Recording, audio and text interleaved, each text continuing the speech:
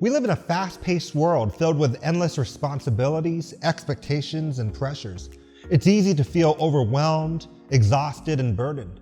But today, I want to remind you of the invitation that Jesus extends to each one of us, a divine invitation to find rest in Him. In Matthew chapter 11, verses 28 to 30, Jesus lovingly says, "Come to me, all you who are weary and burdened, and I will give you rest." These words are like a gentle breeze on a scorching day, a soothing balm to our weary souls. They speak to the very core of our human experience.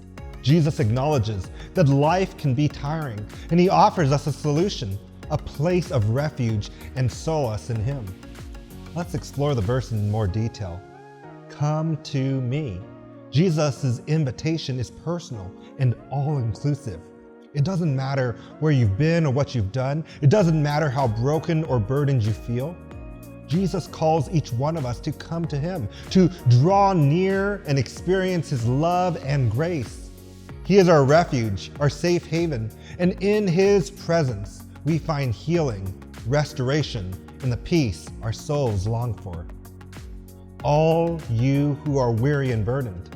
Jesus knows the struggles we face, the weariness that settles deep within our bones, the burdens that weigh us down. Maybe the pressures of work, relationships, expectations, or even the internal battles we fight. Whatever it may be, Jesus sees and understands. He offers His loving embrace to us, a place where we can lay down our burdens and find respite. And I will give you rest. How comforting are those words? Jesus doesn't just empathize with our weariness. He offers us true rest. But what does this rest look like? It's not merely a break from physical labor or a vacation from responsibilities. The rest Jesus offers is a deep soul rest, a rest that comes from knowing and trusting Him. It is the rest that permeates every aspect of our lives, bringing peace, strength, and a renewed sense of purpose.